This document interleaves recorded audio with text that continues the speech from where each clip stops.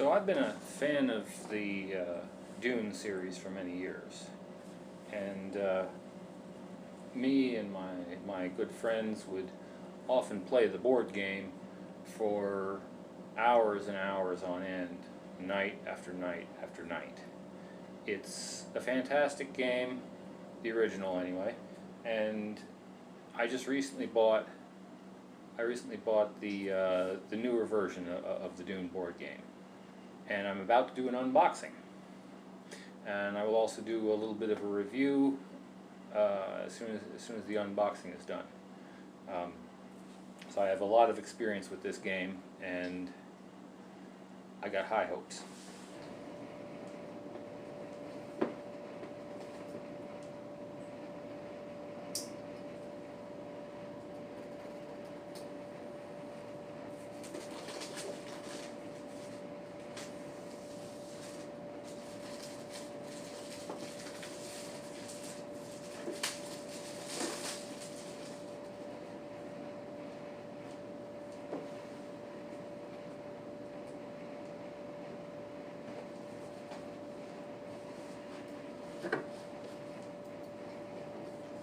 Quick start guide.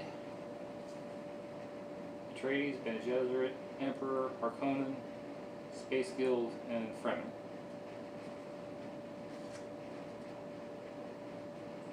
With directions for the setup, how the board game can go, should go. Before bidding starts, all players must clear how many treachery cards. Yeah, some decent rule clarifications in here. And directions on how to use the battle wheels.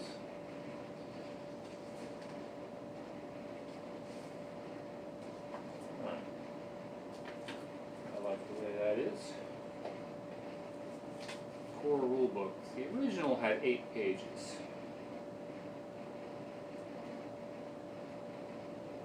Damage, territory, traders, bid limit, shipment moving.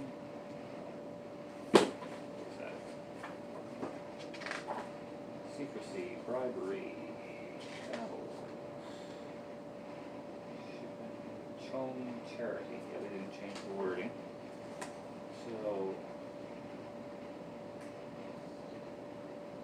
advanced combat, increased spice flow, actually strategy tips.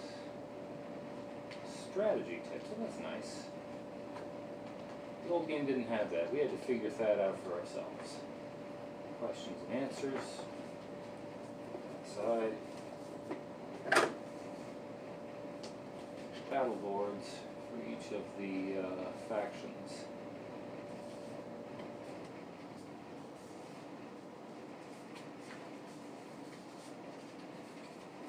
Set that up, and you've got your privacy area here to work your Bennies, Fremen, Guild, Emperor, Harkonnen, Atreides, all there. And your personal sheets to aid you in play while the game is going on. So the Benny, put down your shield there, and you would take your guide here, all your chits, and you have your space in the board game. That's nicely done.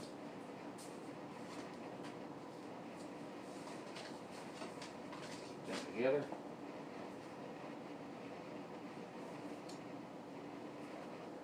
The battle markers, army markers, and this looks like spice amount. A battle wheel, and the second battle wheel. That's one great thing about this game, the way the battles are done.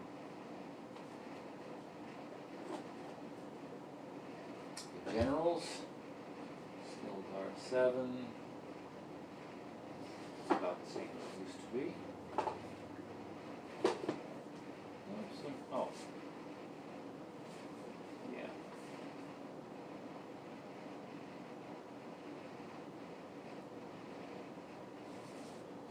got the generals here. The value of them appears to not have changed. Looks like it's the same game as far as the generals are concerned. Storm marker is a little nicer. Destroyed shield wall.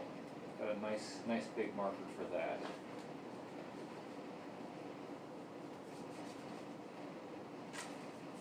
The board itself. Let's take a look.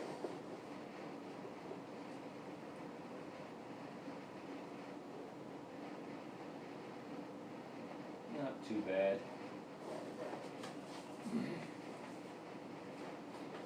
And the cards. Here we have, where's that knife? There it is. The treachery cards. Da, da, da, da, da.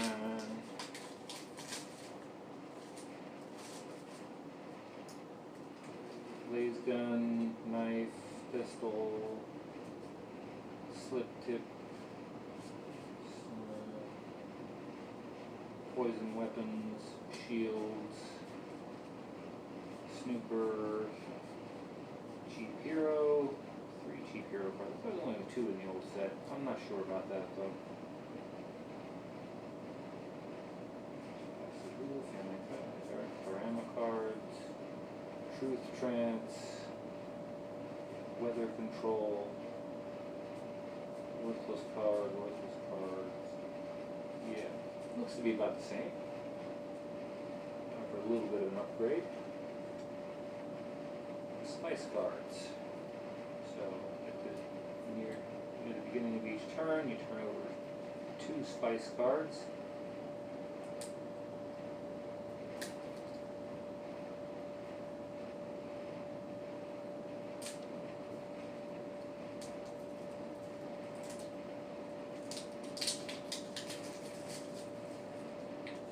Spice in Silago South, 10 spice in South Mesa. The Red Chasm has 8 spice.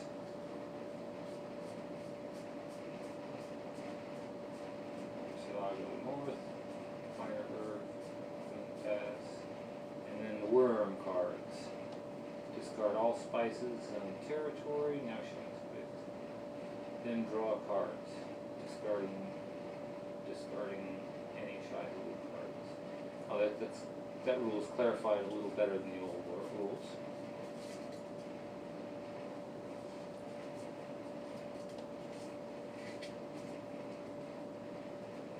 Spice cards. And they've got separate trader cards on this. The old game, you just put your generals into the box top or another bin or something like that and draw them there. And here, you've got a card. So you can draw your traders at the beginning of the game. On it. They've got cards for the Bene Gesserit to pick their prediction. At the beginning of the game, the Bene Gesserit predict who they think could win on a particular turn, and basically steal the victory from them by manipulating the gameplay and giving it to who they think should get it on the turn they want. They've got cards for winning themselves.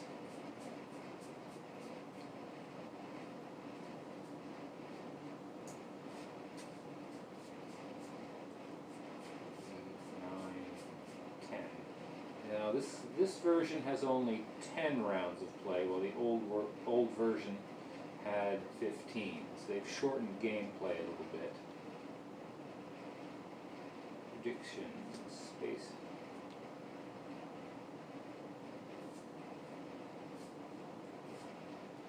Ah, okay. So with the prediction, you would predict one of the factions, say the Spacing Guild, and then you pick another card say what turn you think they're going to win on. So Spacing Guild on turn 6. You put these cards face down and then return the deck. And should that happen, should the Spacing Guild win on turn 6, the Bene Gesserit would say, no, that's what I predicted. Spacing Guild on turn 6, I now win because of this.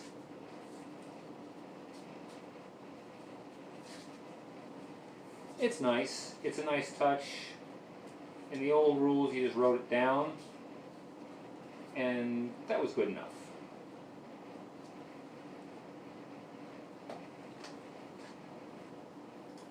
Because this, sequence of play.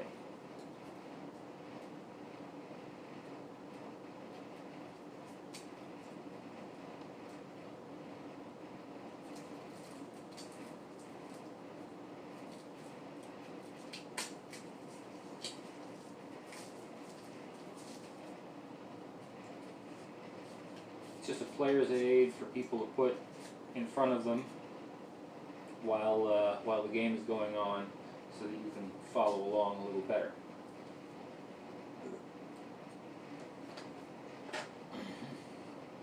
Storm.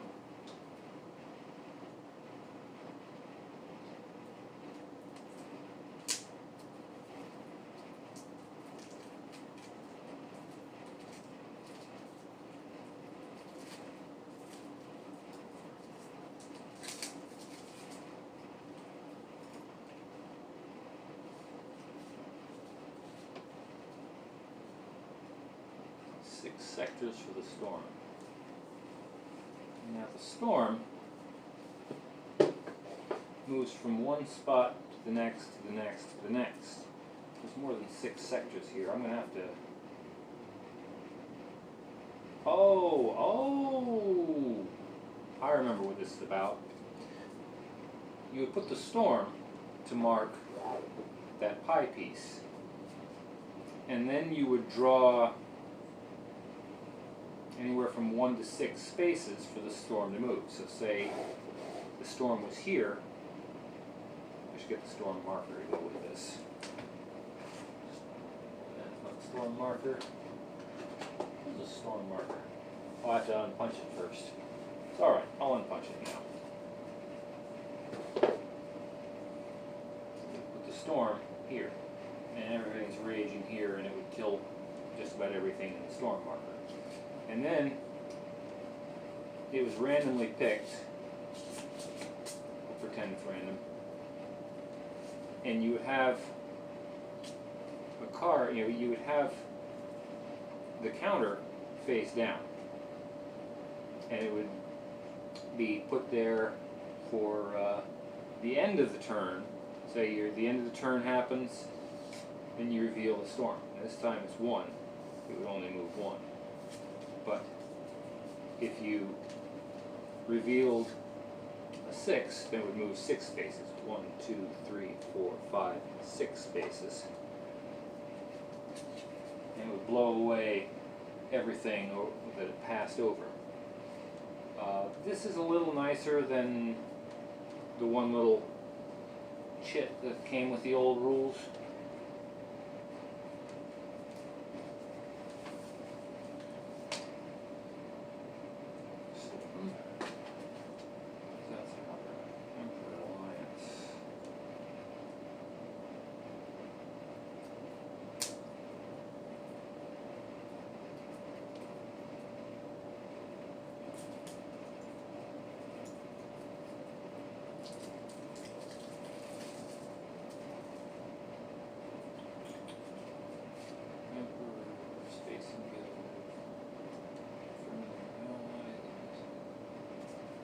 Alright.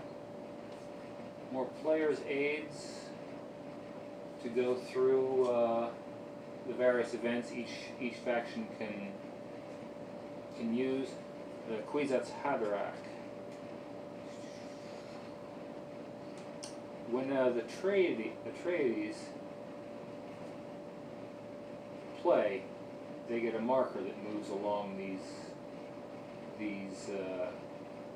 counters.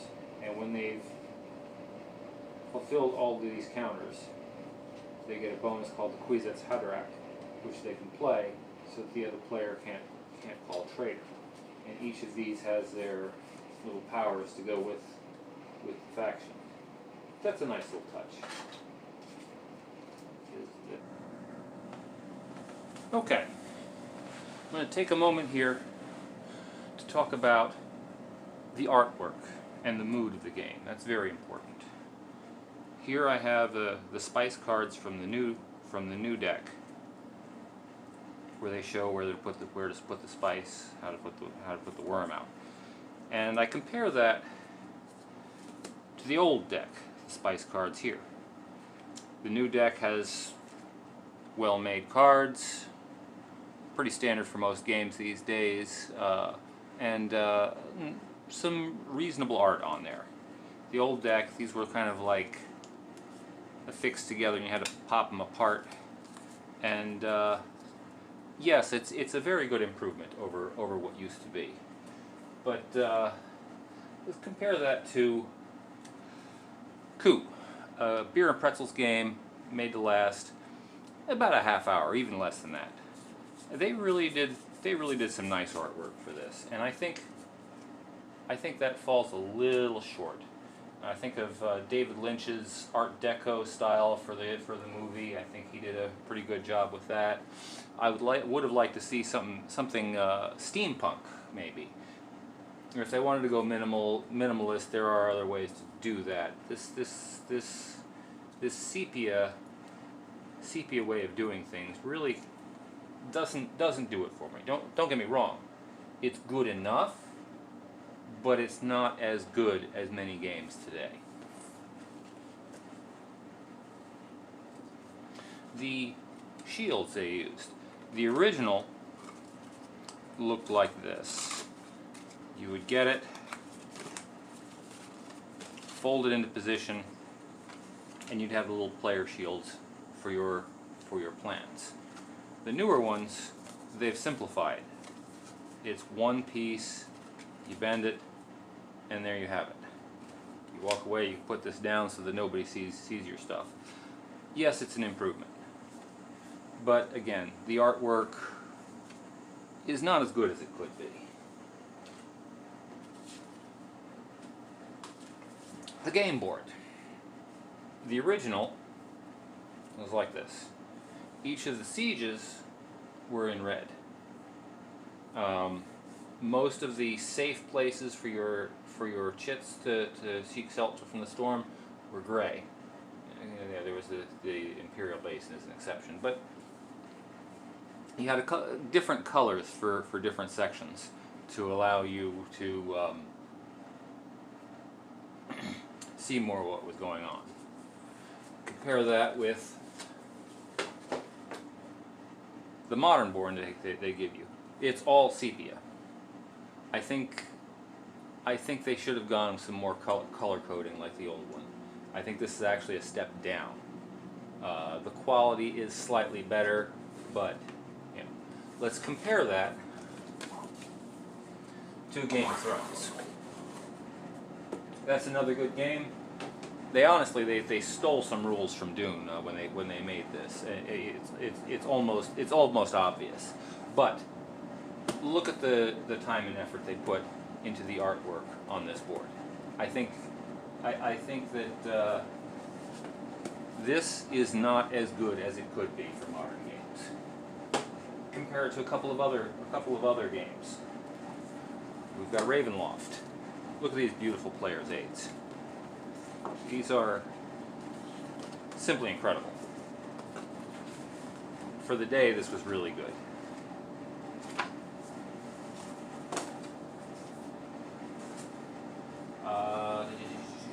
Pathfinder. Look at this fantastic wizard duel. Pathfinder.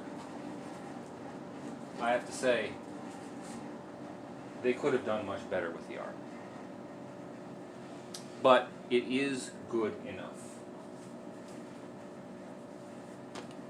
It is good enough, and my friends and I will love playing on this board. Next I'm going to start talking about some differences and similarities to the old rules. Now as you can see, the values of the Spice Blow cards are all the same. Same number of worm cards. That is unchanged, as is most of the rules, exactly as it used to be. There's one glaring obvious difference though, and that's the number of turns. 10 turns in the new rules, with 15 turns in the old rules. Now, Dune, the board game, was, in my opinion, a complete game. Everything came full circle. In the old rules, if you were counting these cards, even though they were shuffled, as the last few came up, you knew where things were going to happen. And in the middle of turn 8, you would then reshuffle the deck and start again, and on turn 15 the last card would be drawn, would be turned over. Where here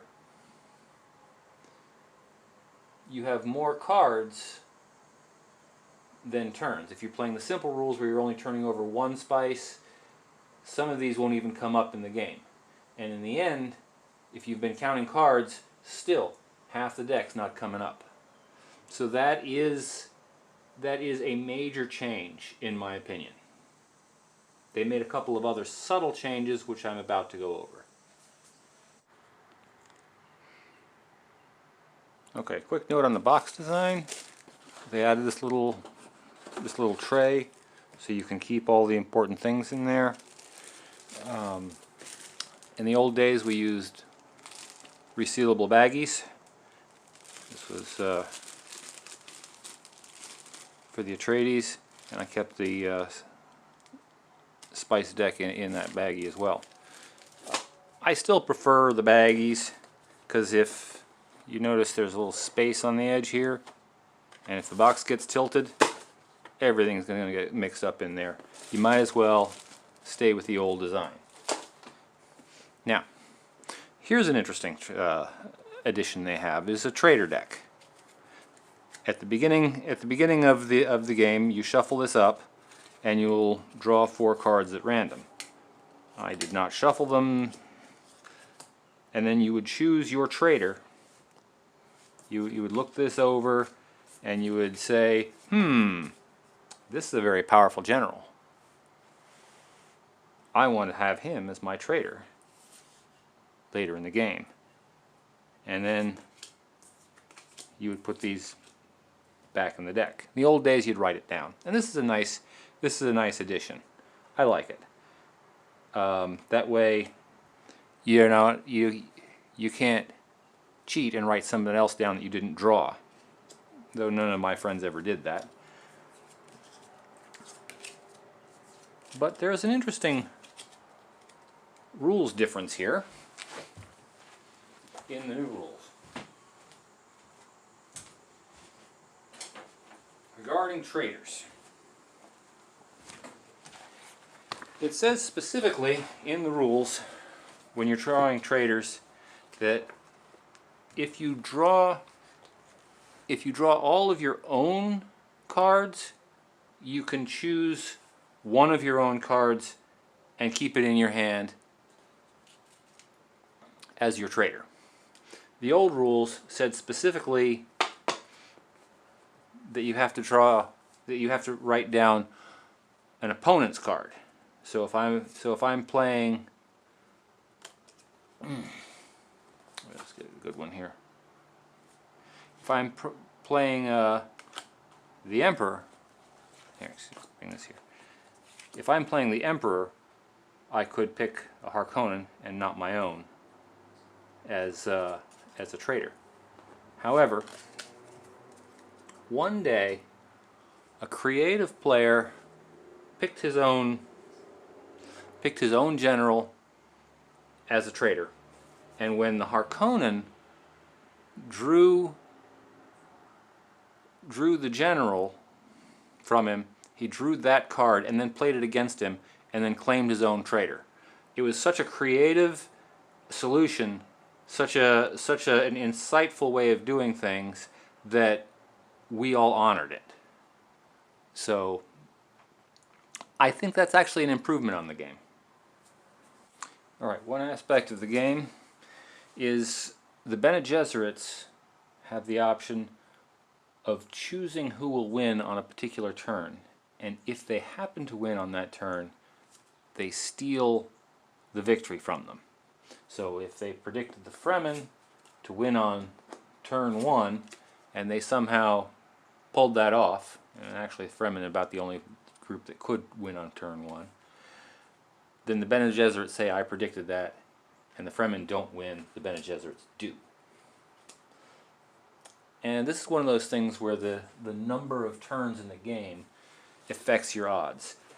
When it was 15,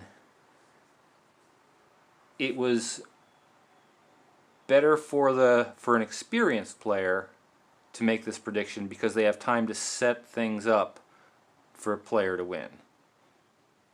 But here for an inexperienced player, your odds are better because there are fewer turns for this random chance to happen. And in the old rules, you would just write it down on a piece of paper. You didn't have these cards to tell you that. It's a little addition that really wasn't necessary. Alright, another thing they added was these player's aids cards, which for the Atreides, they have the power of the Kwisatz Haderach. I'll explain in the rules, and it really has not changed since the old rules. And they have this little counter. You put this on 0 at the beginning of the game, and as the Atreides lose forces, they move this up the counter. And after they get the 7th one killed, they gain the bonus of the Kwisatz Haderach, which gives them an additional bonus in the game where an opponent cannot choose traitor on them. An added prop, I don't think it was needed. We just wrote it down. Okay, here's another small change they've made in the turn order. It's a change, but it's not a change. Turn 1, or first phase, storm phase. I have not found a chit that they use for this yet, so I'm going to use this bottle cap. Storm phase, same as before. Second one, spice blow, same as before. Third, Chom charity phase, which was part of the bidding round in the old rules, but they've given it a separate step here so that people don't forget. People who have played this game several times are not going to miss it, but it's there to clarify for less experienced players. Bidding phase, the same. Movement phase. There, this is a revival phase, then movement phase. In the old rules, it was just movement phase, and in the movement phase, you had to remember at the beginning to do your revival. They added this for clarification again. The experienced player would not miss this, but the extra piece was put there for clarification. Shipment phase. Shipment and movement. Yeah, that's how it's for. Next is the battle phase, which is how it was before. Then the spice harvest phase, which is how it was before. And here they added what they call the mentat phase. In the old rules, just if you won this is when you would just say at the end of the round you look to see if you won. The person would claim his victory, and the game would be over. Here they actually added a phase called the mentat phase, where you take a moment and say, hey, did somebody win the game? Again, it's a change, but it's not a change. Okay. Here's a mechanical change, while not a rules change, that they did was they have these cards here for the storm markers. If you're playing the basic version, nothing's changed. You're still using the battle wheels to move the storm. Storm marker, old rules storm marker, new rules storm marker. Not much difference there. Just a little bit of a style difference. Now, in the old rules, these were the storm markers. And there's one small issue here which I had, is that you would choose a storm marker and you would put it on the storm counter. But if these got mixed up with your spice bank, you had to go picking through them. And they've eliminated that here, which can be an advantage if that's what you like. But anyway, what I liked about the old rules here is that as you pick this, and the Fremen would look at it, they would put it on the storm and they would know how much it's moving. With the new rules, you've got to take that card and put it there. It takes up more space on the game table. I like the old way better on this. Now, some more rule changes I've found. In the advanced rules, when you're going into battle, you need to back up your troops with spice. And here, the Fremen battles. Your forces do not require spice to count their full strength. I don't know why they made that rules change, but it's there. We never had any problem with the Fremen being extra weak when we played. But that's one of the new rules. I'll be happy to play with it and see how that goes. Here's an interesting change for the Atreides. I always played the Atreides well, because I would always write down everything that I saw that nobody else did, including the treachery cards. And here they have, okay, during the bidding round, you may look at the treachery cards that comes up, and here's the change. You and only you may keep written records about cards. I always kept written records about cards when I was playing the Atreides. It did give me a real power. I didn't do so when I was playing the Harkonnen. They played more off the cuff. I absolutely did it when I was playing the Bene Gesserit. I absolutely did it when I was playing the Spacing Guild. I didn't do it when I was playing the Emperor. But now the rules specifically say that you cannot write this stuff down when playing the other factions. Only the Atreides player can keep a written record. Okay, here's an aspect of the game that's been a little bit changed. When you are playing and you go into battle, you put your general into the battle wheel, and therefore you're risking this general's life. And if the general gets killed, it goes into the tanks. And after all 5 of your generals get killed, you can start buying them back for their value. And while you're doing this, if it gets killed again, it specifically says to put them face down. To clarify which generals, are what state. You can still be buying out the generals that are face up until they're all gone. After they're gone, then you start buying the other generals out. But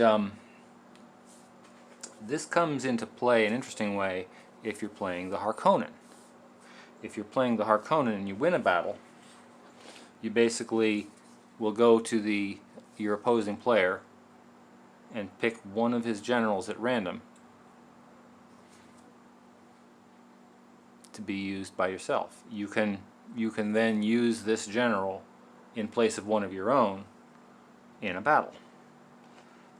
Or, after picking him, you have the option of putting him into the tanks and getting 2 spice. But when you do this, it goes into the face down pile, not the face up pile. I think that's an interesting addition that they have for this. Yeah, what's it do here? Here it is. And place the leader disc face down into the Talaxu tank to get 2 spice from the bank. So he's not just killed. It's as if he's been killed twice. Alright, here's another rules change. Here in the old rules it said optional rules. Allows players to use special powers suited to their character once. The Harkonnen had theirs, the Atreides had theirs, the Bene Gesserits had theirs from it. But here, Bene Gesserit, you may use any worthless card as a Karama card. And this is in the rules section where it says you can only do it once. And in the new rules, the Karama cards and what you can only use them one time for. The Atreides can use it to look at one player's entire battle plan, for example. But if you notice, the Bene Gesserits can always use the Karama card as a worthless card. They made that one rules change there. I can see that. But by an odd coincidence, that is how we normally played to begin with the old rules. Here's a construction difference that I've noticed. They still have the combat wheel or battle wheel to dial up the strength of your troops. Still works the same. However, the fastener is a little different. With this one you pull it apart and put it back together. But with the new design, if you happen to put it on upside down and snap that in there and try to pull them apart, the fastener will break. Make sure you get this right the first time or you got to order a replacement fastener. Bummer.